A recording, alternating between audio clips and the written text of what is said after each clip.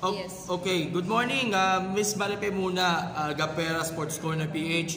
Ma'am Maripe, bukod pa dun kina Jerwin and Cass at kay Jerusalem, ano pa yung mga iba pa mga undercards na nakahanda para dito sa laban? Maaari natin isa-isahin yung mga iba pa mga undercard bikes po para sa event.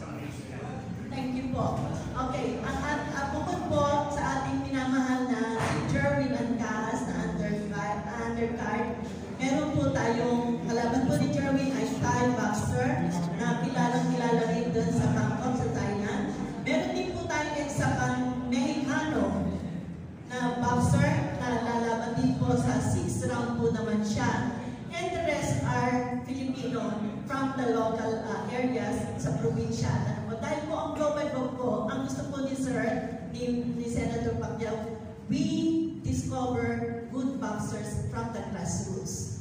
So from the Philippines, iba-iba pong probinsya ang ating pong pinalalaro upang bigyan naman sila ng chance na mapakita ang Pilipino ay hindi lamang taga-Jensa ang magaling, hindi lamang taga-Cebu ang magaling. Ito po ay within the whole Philippines. So ang Pilipino po ang mga boxers natin.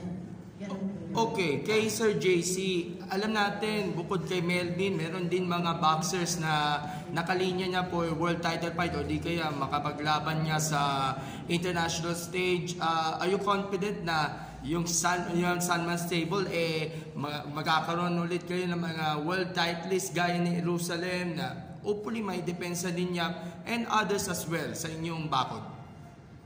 Yes, marami naman tayong boxers.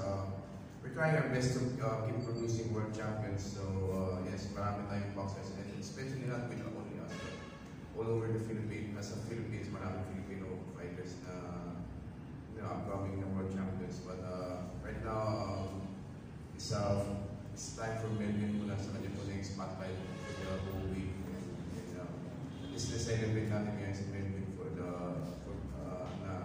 defending his title na yan. So, okay, so we'll ask our fighters right now sa ating part.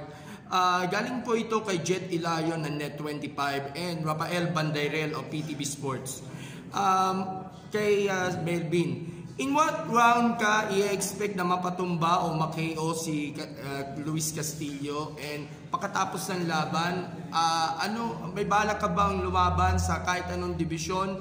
Or sino ang gusto niyo makalaban kung maaari?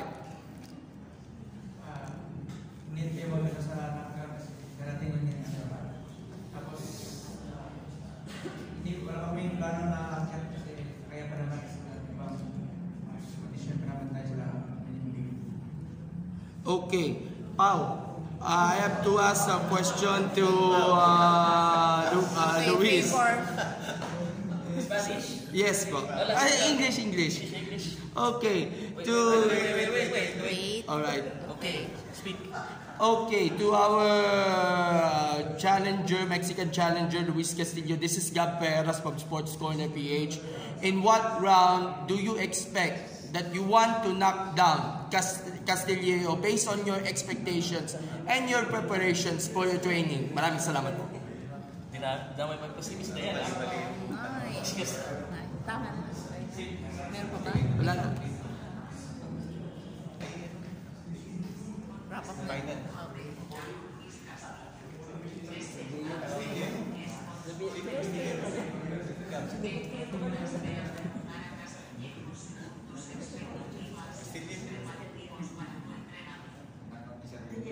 It's not Castillo, it's Jerusalem. Yes. That was Castillo.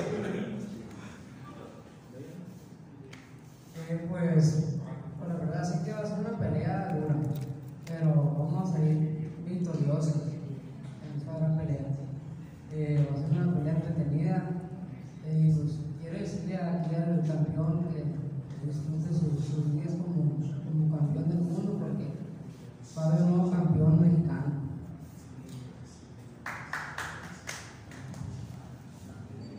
Yes, Kona, please. Well, the truth is, I know it's going to be a tough fight, but we're going to come out victorious in this great fight.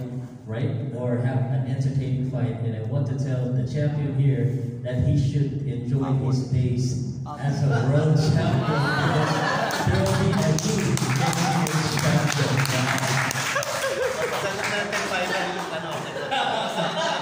Yes, okay. So ano ang sagot ni na Michael and especially si Melvin sa sinabi na yun ni Luis Castillo?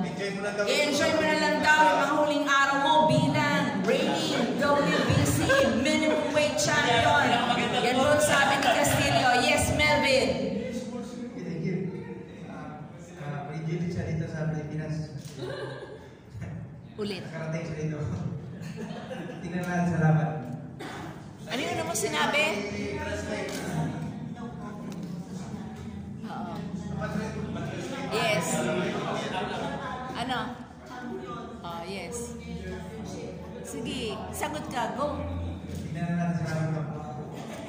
Nakakabait naman ni Melvin. Ayaw sumagot. Enjoy mo na lang daw eh. Mga huling araw mo eh. Yes, okay. So may sagot ulit si challenger Luis Castillo.